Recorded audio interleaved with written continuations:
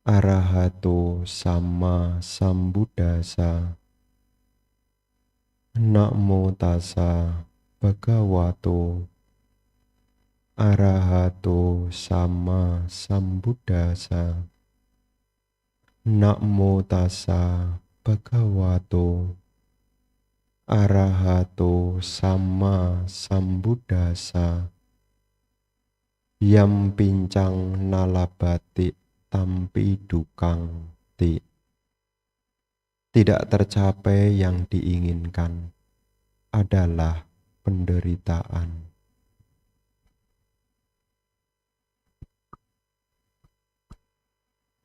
Para bapak, ibu, saudara-saudari yang berbahagia, selamat pagi, terpujilah Sang Buddha, Namo Buddhaya. Pada kesempatan pagi hari ini, kita memiliki satu kesempatan yang baik, yang mana kita bisa menyisihkan sebagian waktu yang kita miliki, memperkokoh keyakinan kepada Tiratana, mengingat kembali ajaran-ajaran luhur Guru Agung Sang Buddha, dan merupakan keberkahan bagi kita karena kita bisa mengingat kembali apa yang menjadi ajaran luhur dari Guru Agung Sang Buddha. Para bapak dan ibu, saudara-saudari sekalian, rasanya sudah cukup lama saya tidak hadir di Wihara Ratanagraha Grandville ini karena berbagai alasan yang saya sampaikan sehingga saya belum dapat hadir secara kontinu. Tetapi ibu bapak sekalian, ada hal yang penting sekali untuk kita ingat sehubungan dengan kita punya keyakinan kepada ajaran Sang Buddha. Kita hidup di tengah-tengah masyarakat. Kadang-kadang di antara kita satu dengan yang lainnya, salah satu topik pembicaraan adalah soal agama. Tidak hanya dengan masyarakat, bahkan di lingkungan keluarga sekalipun, itu juga menjadi satu topik bahasan. Biasanya umat Buddha ini yang paling silent, paling banyak diam. Ketika yang lain menyampaikan tentang apa yang diyakini adalah yang terbaik, biasanya umat Buddha paling silent. Kenapa paling silent? Yang pertama karena tidak tahu. Yang kedua karena benar-benar sudah tahu. Tidak ada gunalah sebuah perdebatan. Tapi jarang. Opsi yang sering muncul adalah mau membantah, mau mendebat, tetapi tidak punya bahan. Akhirnya diem. Seringkali jadi objek sasaran. Di sini ibu bapak di pagi ini perlu kita tegakkan kembali. Kita punya keyakinan. Memang setiap orang punya keyakinan masing-masing. Dan mereka juga mempunyai keyakinan bahwa apa yang diyakini adalah terbaik bagi mereka. Tetapi kita sebagai umat Buddha harus punya satu prinsip. Kenapa kita memeluk agama Buddha? Kenapa kita mengikuti ajaran Sang Buddha? Ini yang harus kita ketahui. Guru Agung Buddha mengajarkan Dhamma karena kasih sayang beliau kepada semua makhluk. Beliau mengajarkan Dhamma itu karena karuna. Karuna itu belas kasihan. Karena belas kasihan beliau kepada makhluk dunia, maka beliau mengajarkan Dhamma supaya makhluk-makhluk ini dapat terbebas dari penderitaan. esensi dasar kenapa seseorang itu memeluk agama Buddha, yang paling dasar tidak lain adalah solusi untuk mengakhiri penderitaan. Jadi kalau ibu bapak memeluk keyakinan agama Buddha, sebetulnya ibu bapak punya satu tekad yang kuat, yakni ingin mengakhiri penderitaan. Meskipun yang lain menyatakan berbagai macam hal yang ditawarkan kepada kita, tetapi ingatlah, hanya di ajaran Sang Buddha inilah yang ditekankan tentang bagaimana mengakhiri penderitaan. Saya bukan membesar-besarkan, tapi Anda bisa buka masing-masing. Sekarang zamannya sudah pakai Google. Paling banyak topik dalam Dhamma yang disinggung adalah bagaimana mengakhiri penderitaan. Jadi kalau ibu bapak menyadari ingin mengakhiri penderitaan, ibu bapak tidak salah memeluk keyakinan agama Buddha.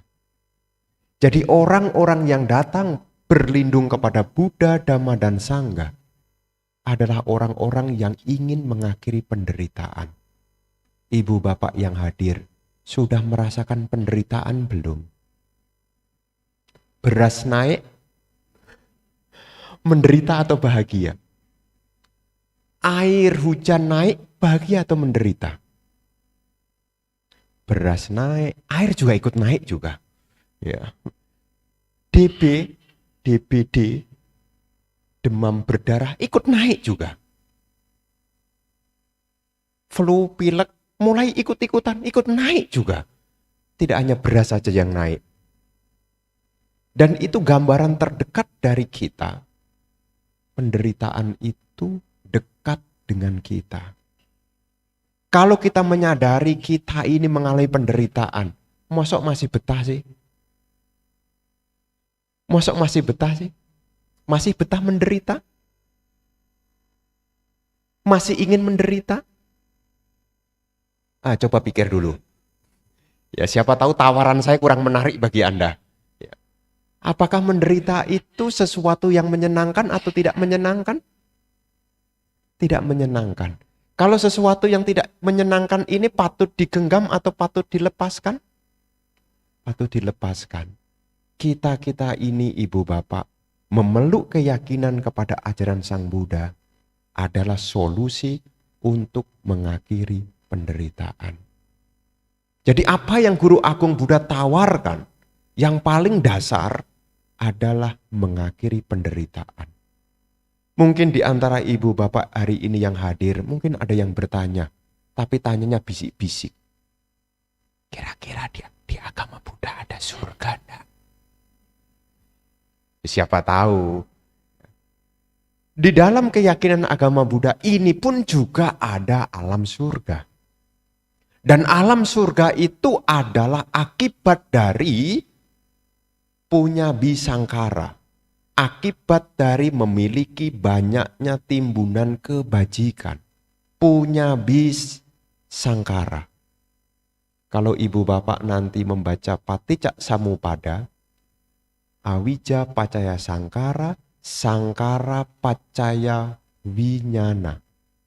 Kemana kesadaran ini akan melanjutkan? Bergantung dengan sangkara. Sangkaranya kalau punya bisangkara, lahir di alam surga atau lahir jadi manusia.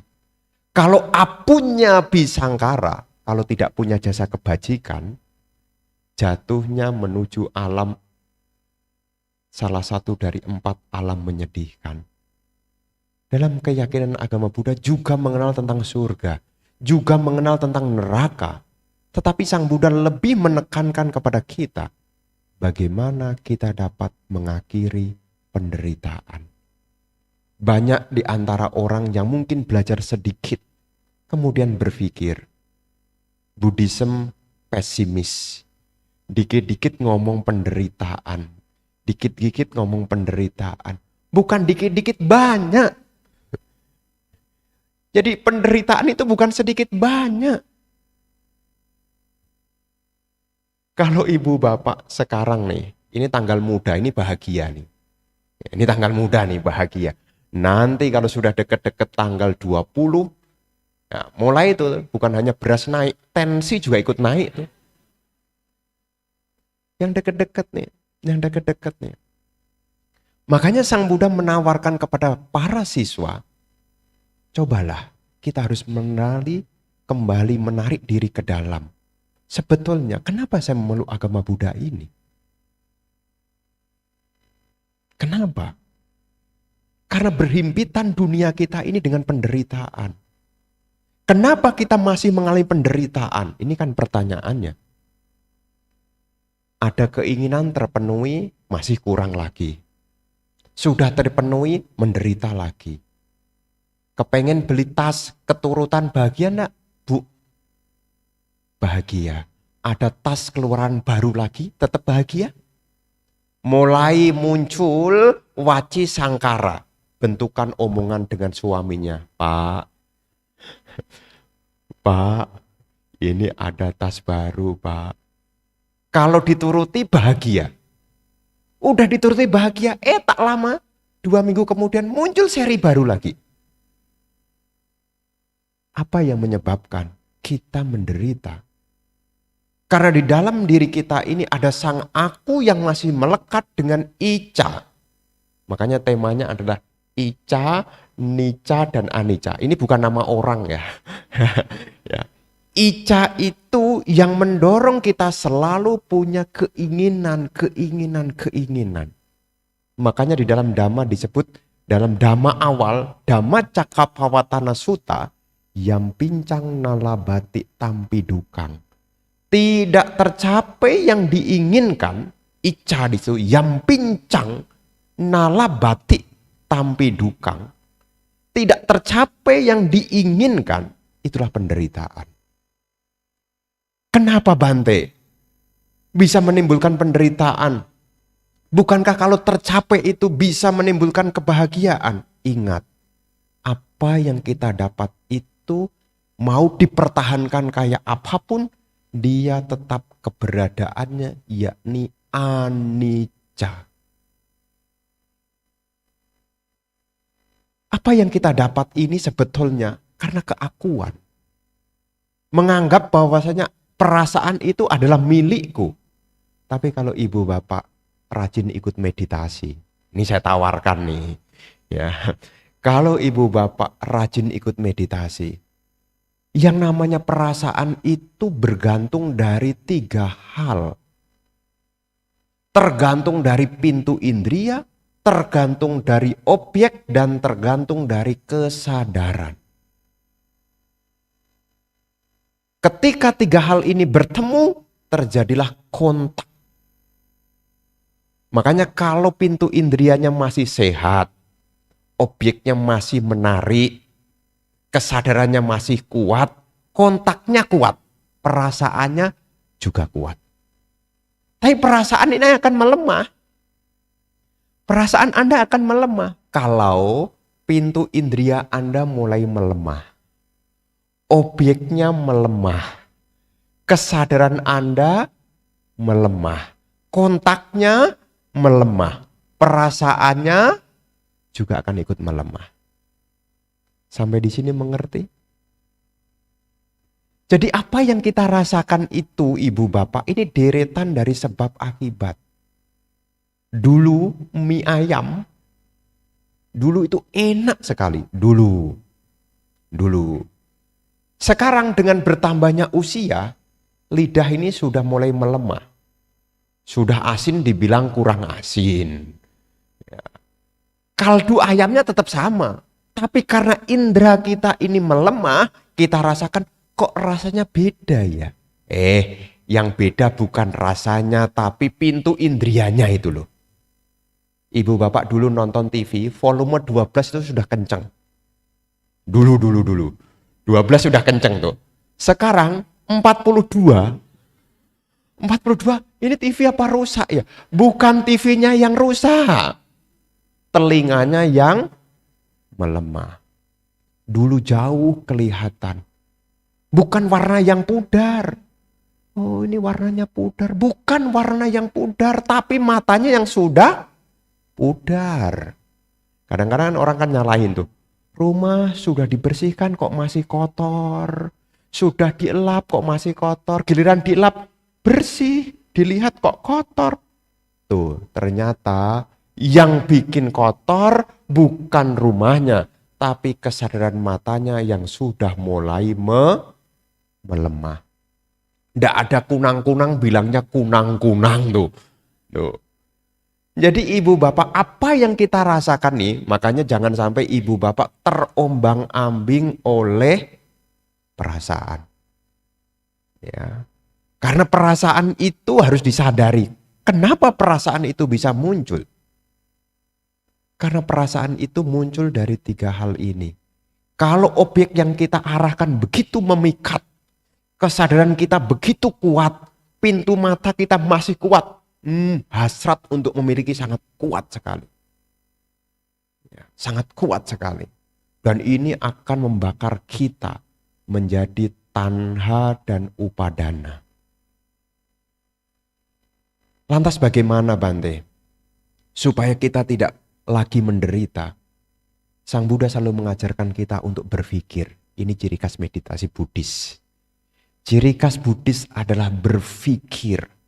Apa yang muncul ini tidak tiba-tiba. Oh, mie ayamnya enak. Bukan mie ayam yang enak, tapi ini deretan. Lidah Anda sedang baik-baik saja. Kesadaran Anda juga masih aware. Ya. Meskipun enak tapi kalau setengah ngantuk. Lidahnya masih baik tapi matanya setengah ngantuk. Dikasih makan, ini mie kesukaanmu. Saya sih jarang menemukan ya. Orang sambil tidur sambil makan. Jarang menemukan. Jadi apa yang kita rasakan di dunia ini tidak lepas dari 3 hal. Pintu indria. Kita punya pintu indria itu ada 5+1. 5 yang kelihatan dari luar, 1 tidak kelihatan. Dan ini punya kesadaran masing-masing. Mata punya kesadaran untuk melihat. Dan setiap pintu indria ini ada objeknya. Kemana kita pergi? Ica kemana pergi? Keinginan ini kemana pergi? Kita yang lahir di kamaloka ini, alam nafsu ini. Meskipun kita pergi ke belahan dunia manapun, tetap kita pergi kepada 5 hal. Kepada apa yang dilihat, kepada apa yang didengar, kepada apa yang dicium, kepada apa yang dirasakan, dan kepada apa yang disentuh. Katanya hari Minggu jalan-jalan ke puncak, ngapain coba? Refreshing, apa ada di sana yang refreshing yang baru? Tidak ada yang baru, itu hanyalah objek mata. Kita kemana pergi hanya menuruti objek mata. Objek telinga, objek hidung, objek lidah, objek cita rasa. Makanya kita-kita ini, ya, ini kan momen cengbeng nih. Ya. Kemana makhluk-makhluk itu setelah lahir, setelah meninggal lahir kembali? Saya bilang, tergantung dari kita. Umumnya Anda ini tidak lari jauh-jauh di lingkup tetap kama bumi. Kama bumi itu tetap alam nafsu. Kecuali Anda sering meditasi. Meditasi sampai jana, tutup usia, alamnya naik, alam Brahma. Tapi kok di antara yang saya perhatikan ini kok enggak yakin ya.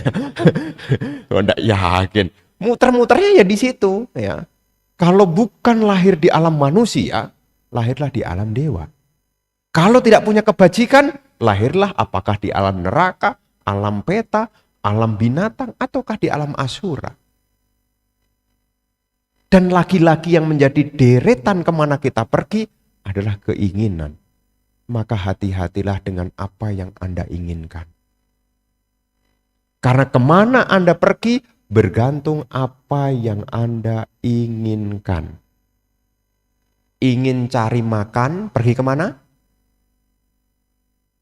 Restorannya ada di mana? Banyak. Di jalan Tanjung Duren ini restoran semua. Anda bisa ke jalan Tanjung Duren itu juga karena ada keinginan. Didorong oleh apa? Lidah.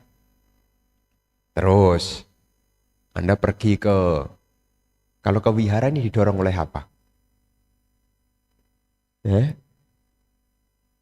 Anda sampai sini tadi didorong oleh apa? Icanya yang mendorong Anda sampai sini, keinginan yang mendorong Anda sampai sini, oleh apa? Bukan 5 pintu indria. Karena di sini tidak ada sesuatu yang bagus. Tidak ada sesuatu yang bagus.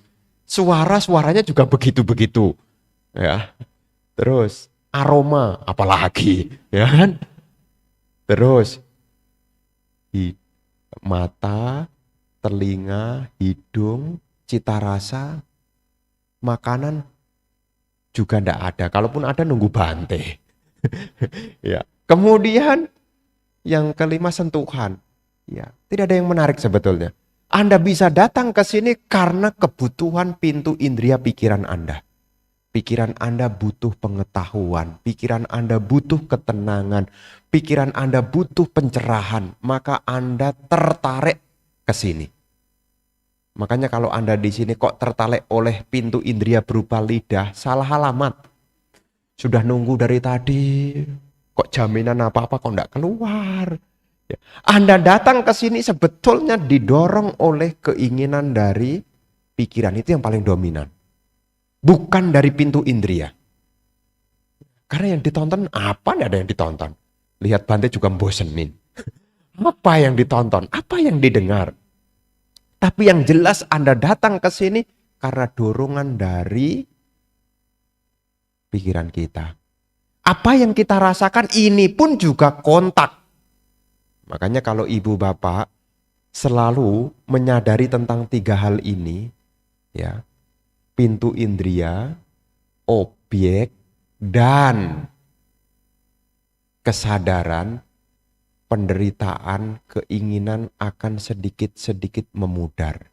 Pertanyaan berikutnya adalah, Anda siap enggak melepaskan nafsu keinginan Anda? Anda siap enggak? Apa masih eman-eman? Bagaimana Bante cara memudarkan nafsu keinginan? Ini kan ada serial di bioskop Avatar tuh. Kapan hari ada umat cerita, Bante yang tersisa itu tinggal 1 yang penguasa angin atau apa gitu loh. Ya dia cerita sama saya pikir Avatar itu yang badannya biru-biru gitu loh. Oh ternyata Avatar ada yang lain ya. Terus saya bilang, coba kamu perhatikan. Kalau kamu nonton bioskop, yang semula Anda tergila-gila dengan bioskop, kegilaan Anda akan berkurang. Kok bisa Bante? Selama Anda menggunakan 3 hal.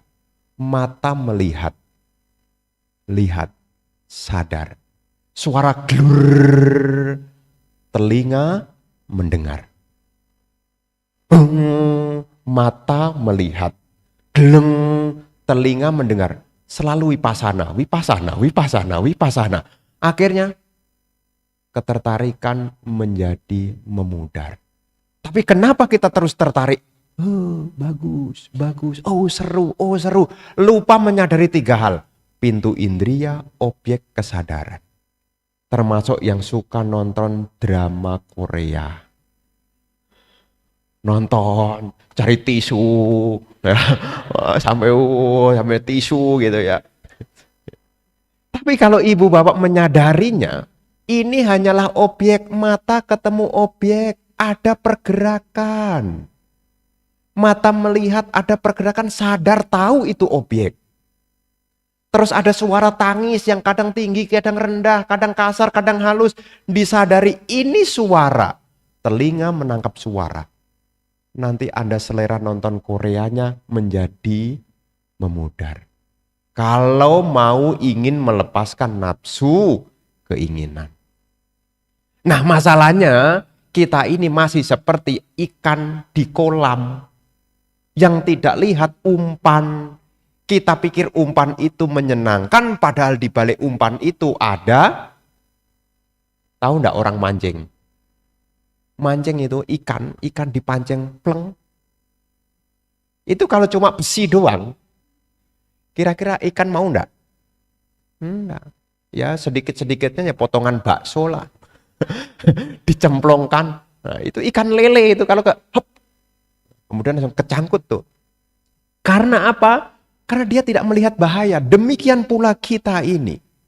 Karena kesenangan indria kita anggap ini membahagiakan. Kesenangan telinga kita anggap ini membahagiakan. Dan kita tidak melihat kailnya. Makanya sebetulnya hari tua itu tidak jadi masalah. Kenapa? Tanggal tua itu sebetulnya tanggalnya waktu latihan atasila. Tidak pergi kemana-mana, di rumah makan dikurangi. Ya. Tapi kenapa tanggal tua itu menjadi menderita? Yang membuat menderita bukan tanggal tuanya. Karena Anda tidak bisa nuruti makanan. Anda tidak bisa nuruti telinga Anda. Anda tidak bisa nuruti mata Anda. Dan Anda tidak bisa nuruti kesenangan-kesenangan dari pintu indria Anda. Itu yang membuat menderita.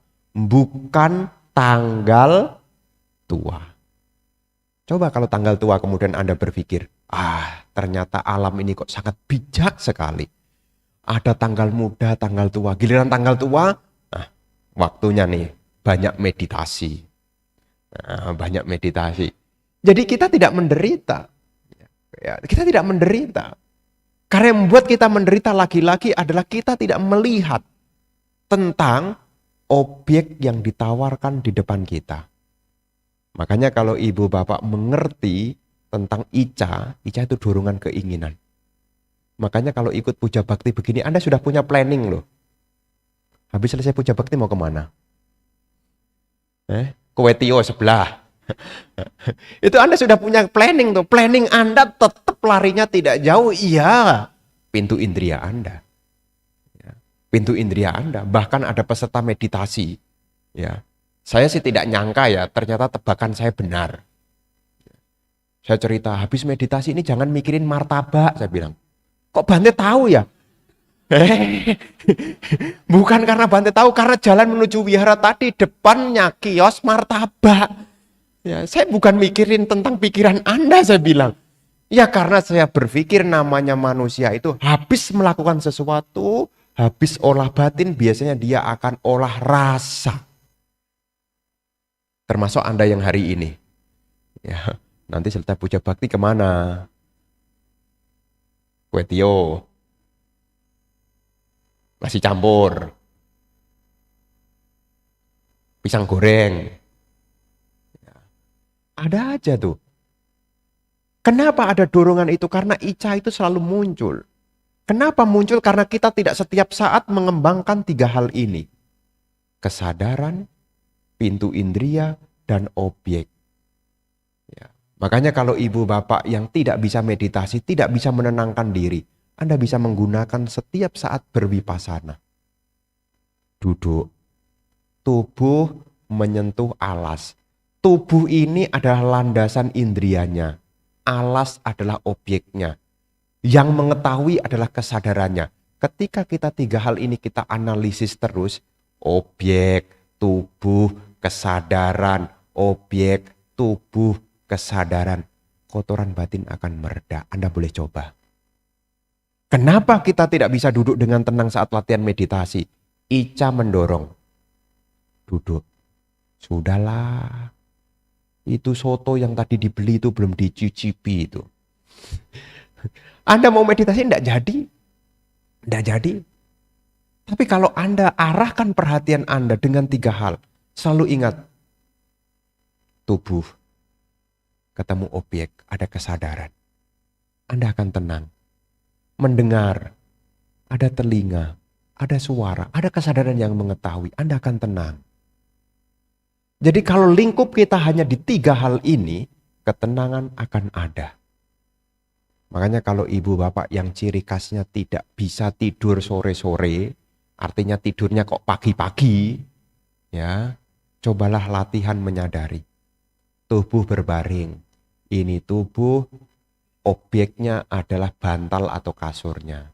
Yang mengetahui adalah kesadarannya. Dan ini muncul berlangsung tenggelam. Muncul berlangsung tenggelam. Nanti lama-lama Anda pasti tertidur. Kalau belum tertidur bagaimana Bante? Perhatikan terus. Makanya kalau ada peserta meditasi saya kok tiba-tiba ngorok. Oh bagus. Bagus ya. Bagus. Kenapa saya katakan bagus? Ada kemajuan. Kemajuannya ya. Di rumah dia menderita sekali loh. Mau tidurnya susah loh. Setelah sampai wihara dia merasa kemajuan. Ternyata tidur itu gampang sekali. Kalau di wihara. Ya. Kalau di wihara. Baru duduk gini. Nah, teman sebelahnya objeknya jadi berubah. Bukan napas masuk, napas keluar. Ya, temannya memperhatikan. Telinga, suara, menyadari. Telinga, suara, menyadari. Teman di sebelahnya pun juga tidak terganggu. Karena temannya menyadari ini bukan aku, ini bukan dia. Tapi ini adalah proses. Maka tidak terganggu. Itulah yang dibiasakan oleh orang-orang Arya. Beliau menyadari apapun tidak terombang-ambing oleh dunia. Kenapa? Karena mereka mengetahui rentetan sebab akibat. Jadi ibu bapak nanti mengetahui bahwasanya apa yang muncul dalam kontak kita, kita berusaha untuk nica. Nica itu mempertahankan. Kita pegang mati-matian, ingat loh ya. Kalau kita pegang dengan erat-erat, ya, tidak lain karena ketidaktahuan. Ada keinginan dipegang erat-erat. Tidak lain karena ketidaktahuan. Dan ketidaktahuan itu juga akar dari penderitaan. Makanya kalau kita tidak tahu itu paling menderita. Ya. Makanya kalau Anda sekolah nih ujian, tidak tahu pertanyaannya, bahagia atau menderita? Oh, bahagia akhirnya bisa ngikutin semester baru lagi. Kan enggak? Waduh gimana nih harus ngulang lagi nih nanti semester tambah lagi nih. Ya kan? Jadi kalau kita tidak tahu kita menderita. Demikian pula nica itu adalah bentuk dari ketidaktahuan. Yang semestinya adalah anicca. Tapi kita menganggap ini adalah nica. Yang semestinya tidak bisa bertahan. Kita katakan harus bertahan, harus bertahan, harus bertahan. Apa yang terjadi? Bahagia atau menderita? Datangnya usia tua, alami atau tidak alami? Alami. Tapi kenapa datangnya usia tua itu menimbulkan penderitaan? Karena kita punya persepsi, tubuh ini milikku. Tubuh ini harus bersama denganku. Harus nica. Jangan sampai tubuh ini anicca. Tapi kalau kita belajar dari jauh-jauh hari tentang deretan sebab akibat, kita bisa menerima. Kenapa kita tua? Kenapa kita tua? Jawabannya apa? Kenapa kita tua? Kenapa kita sakit? Karena kita lahir. Di mana ada kelahiran, di situ ada tua dan sakit. Kalau tidak mau tua dan sakit, jangan lahir. Bagaimana Bante jangan lahir? Jangan terbawa oleh icca.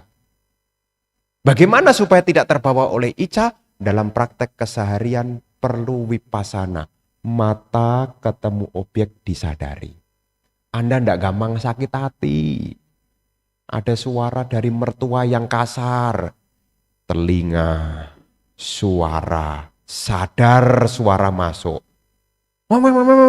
Oh masuk. Ganti lagi, muncul tenggelam, suara itu pun juga anicca.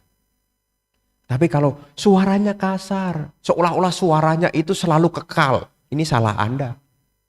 Salah Anda, saya tidak suka dengan dia. Kenapa? Karena suaranya itu kasar. Coba didengarkan dengan pelan-pelan. Suara itu bisa Anda tangkap karena 3 hal. 1, telinga Anda masih beres. Makanya ada orang yang sabar diomongin apapun sabar. Omelin sama bosnya diam aja. Tahu enggak kenapa? Kenapa? Budek. Diam aja. Atau orang yang diomelin itu diem, yang pertama karena budek, dua dia mengerti. Ini hanyalah sebab akibat. Telinga, suara, ada kesadaran, terjadilah kontak. Tapi jarang orang sampai situ. Ya, orang jarang sampai situ. Hanya orang-orang yang mengembangkan pandangan terang yang sampai situ.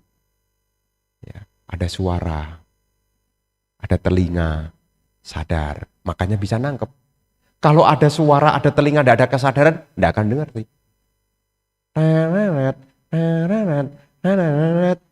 Suara apa? Iya, karena Anda sedang lapar.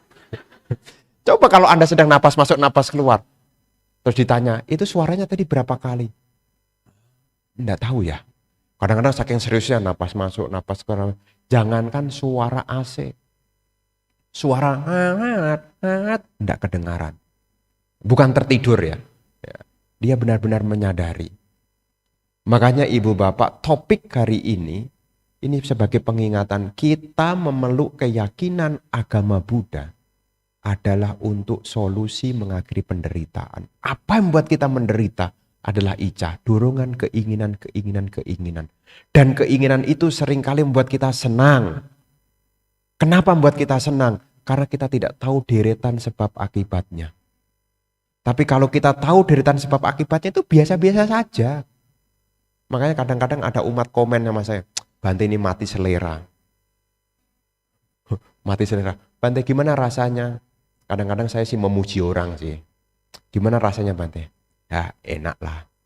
Aslinya itu ya lidah ketemu objek disadari. Setelah dikunyah yo hilang. Tapi karena supaya besok dia tidak kecewa, gimana Bante? Ya lumayan. Apalagi kalau di Pusdiklat makannya pakai bowl. Macam-macam masuk semua jadi satu.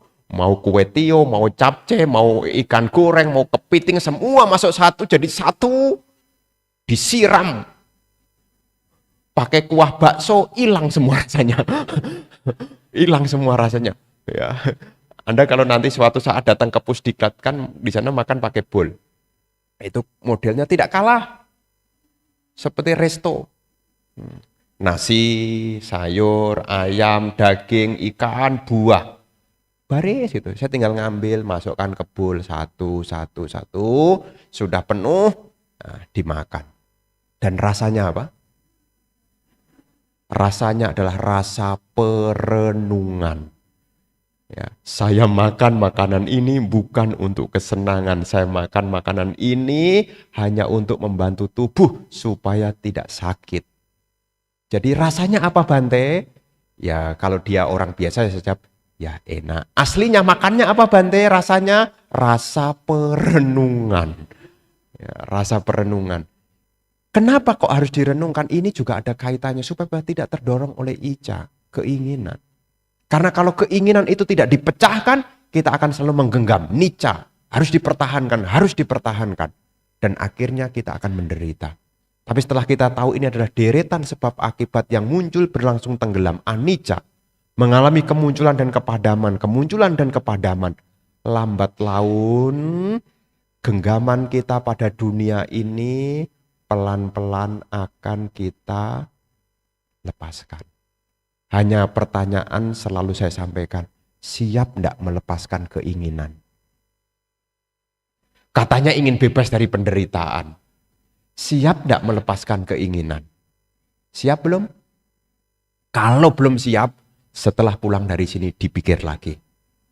Kira-kira kata Bante, siap tidak ya melepaskan keinginan? Kalau siap bagaimana Bante? Hari Uposatha praktek 8 sila. Jangan cari-cari alasan. Bante, kan kerjaannya jauh. Boleh enggak Bante? Kalau atas silanya diganti, makan memang sehari 2 kali Bante. Tapi diganti pagi dan sore. Atas sila itu tidak makan lewat tengah hari. Jadi kalau ibu bapak berani untuk melepaskan keinginan, tanda yang harus Anda munculkan, berani menjalankan 8 sila. Sebentar lagi akan bulan Waisak, berani enggak selama 1 bulan menjalankan 8 sila? Berani enggak? Belum berani. Masih punya keinginan. Masih ingin menderita enggak? Karena larinya di situ. Di mana ada nafsu keinginan, di situ ada penderitaan. Kalau kita ingin bebas dari penderitaan, kita harus memudarkan nafsu keinginan. Kan laki-laki muter-muternya di situ. Katanya pengen sehat, tapi yang dilakukan tidak sehat. Gimana coba? Katanya ingin bebas dari penderitaan, tapi diajak untuk mempraktekkan bebas dari penderitaan masih eman-eman. Gimana? Bante, ada enggak cara lain sedikit lagi? Selain 8 sila bagaimana? Atas sila. Kalau susah, diskonlah. Diskonnya apa Bante? Ceit capgo. 8 silanya dipraktekkan di bulan gelap dan bulan terang. Rasanya kok terlalu berat ya Bante. Ada enggak Bante? 5 sila. 5 sila kalau seandainya dikurangi lagi bagaimana Bante?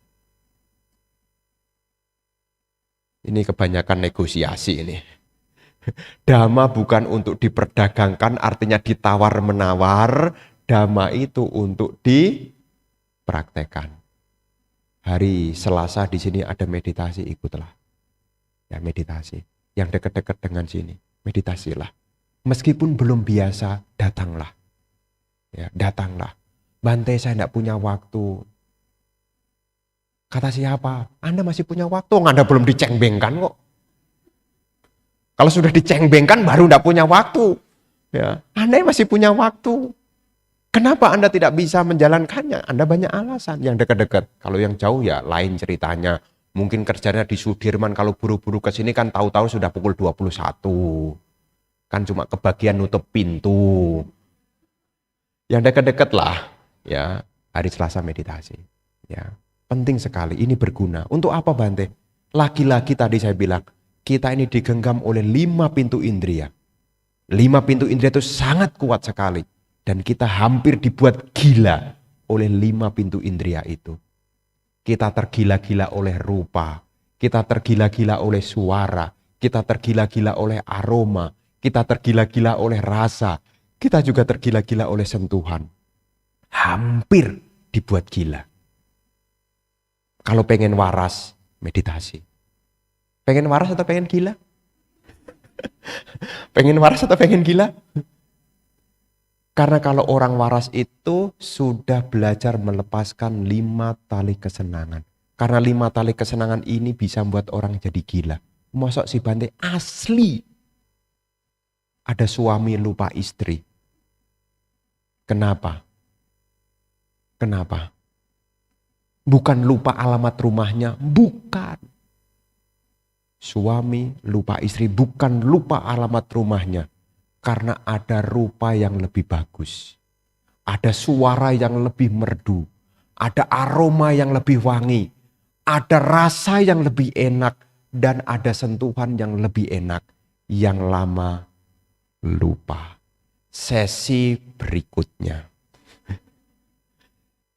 Sudah sesi berikutnya juga dibikin gila lagi. Tapi nanti tiba saatnya ketika dia sudah mendekati apa yang dia gila-gilai ini akan dia lepaskan. Meskipun dia punya 40 sekalipun, dia tidak akan bawa satupun. Makanya jangan sampai ibu bapak hanya fokus pada 5 hal, didorong oleh keinginan 5 hal. Rupa, suara, aroma, rasa, dan sentuhan. Meditasilah. Ya meditasilah. Kalau tidak bisa, tadi 3 hal selalu diingat. Tubuh objeknya, tubuh landasannya, matras objeknya disadari. Hidung landasannya, udara masuk objeknya disadari. Gampang sebetulnya. Yang membuat kita sulit karena 5 hal ini lebih kuat. Rupa, suara, aroma, rasa, dan sentuhan. Ini membuat orang jadi tergila-gila. Lupa anak, lupa istri, lupa saudara, lupa keluarga, bahkan sampai lupa diri. Gara-gara 5 hal ini. Ica, jadi tanha, jadi upadana. Maka kita harus mengajari kepada batin kita, mengajarkan kepada batin kita, apa yang saya rasakan itu tidak kekal. Semua mengalami kemunculan kepadaman. Inilah hal yang ingin saya sampaikan di hari ini sebagai bentuk pengingatan. Kita memeluk agama Buddha adalah solusi untuk kita dapat terbebas dari penderitaan. Jadi kalau nanti ditanya, kenapa kamu masih beragama Buddha? Ingatlah jawabannya. Karena saya ingin mengakhiri penderitaan. Jadi nanti kalau sinciaan, ketemu dengan keluarga dan bahas soal agama, Bante sudah kasih jawabannya. Nanti cengbeng, ketemu saudara, ngobrol-ngobrol soal agama, dan tanya agamanya, kok kamu masih Buddha? Jawabannya tetap sama. Saya berkeyakinan agama Buddha karena saya punya cita-cita untuk mengakhiri penderitaan. Dan ini bibit yang harus kita munculkan. Di mana ada bibit, di situ ada tunas. Di mana ada tunas, di situ akan ada batang. Di mana ada batang, di situ akan ada ranting dan akan ada buah. Sebelum sampai buah yaitu nibbana, harus dibuat kondisi-kondisi yang diawali dari bibitnya. Bibitnya adalah satu tekad, yaitu dorongan untuk mengakhiri penderitaan. Sudah yakin beragama Buddha? Sudah yakin beragama Buddha? Kalau sendirian masih percaya diri? Masih percaya diri? Masih percaya diri? Bagus. Ya bagus. Ya kadang-kadang ada di antara kita. Karena tidak jelas kenapa kita memeluk agama Buddha. Karena sebagian dari kita memeluk agama Buddha itu bukan dari belajar. Tapi dari keturunan. Karena papa mama saya. Dan papa mamanya tidak pernah mengajak cerita. Kenapa kita memeluk agama Buddha? Pernah cerita begitu kepada anaknya? Belum. Nanti kalau ditanya sama anaknya bisa jawab. Mama, kenapa dulu mama beragama Buddha? Ingat jawaban Bante. Mama memeluk agama Buddha dan mengajarkan kamu agama Buddha supaya kamu juga terbebas dari penderitaan. Ini satu hal yang perlu diingat-ingat. Ya, kalau tidak diingatkan takutnya lupa. Toleh kiri, toleh kanan sendirian. Takutnya mana tahan. Ya, mana tahan. Toleh kanan, toleh kiri sendirian, takutnya mana tahan. Ya, tapi selama ingat tujuannya, sendirian tidak apa-apa. Wong tujuannya ingin mengakhiri penderitaan kok. Ya, saya jadi biku sendirian juga tidak pernah ngajak-ngajak kok. Karena yang diajak juga tidak mau. Nah, saya juga percaya diri. Ya, apaan hari ada umat Buddha itu. Ini cerita lucu-lucu nih. Bante, tinggal di Pusdiklat sendirian. Waktu itu belum ada Jaya Silo. Waktu itu tahun 2015-an. Gedungnya masih baru. Kosong, tidak ada isi. Isinya cuma saya aja. Kursi di bawah aja belum ada. Bante tinggal di sini sendirian. Iya. Kamu Bante tidak takut? Enggak. Kok bisa Bante? Habis saya mau ngajak orang tidak ada yang mau. Jadi ibu bapak sekalian, meskipun kita sendirian, selama kita punya tujuan mulia untuk mengakhiri penderitaan, kita harus tetap percaya diri. Saya pun juga sendirian. Karena saya ngajak-ngajak anak orang, orang tuanya pada tidak ngizinkan. Ya Bante, biarlah anak saya jadi penyokong Bante aja dah, kata dia. Ya. Jadi ibu bapak saudara-saudara sekalian, inilah yang ingin Bante sampaikan di dalam kesempatan pagi hari ini tentang Icca, Nicca, dan Anicca. Nicca adalah dorongan keinginan, Icca adalah dorongan keinginan, Nicca adalah daya ingin mempertahankan, yang mana pada dasarnya adalah semua ini adalah anicca. Dan kita memeluk agama Buddha punya tujuan untuk mengakhiri penderitaan. Semoga apa yang Bante sampaikan bisa dimengerti, sehingga ibu bapak tambah keyakinannya dan tambah semangat untuk membebaskan diri dari penderitaan, hingga akhirnya dapat merealisasi kebebasan mencapai nibbana. Semoga Anda berbahagia, semoga keluarga Anda berbahagia, semoga semua makhluk hidup berbahagia.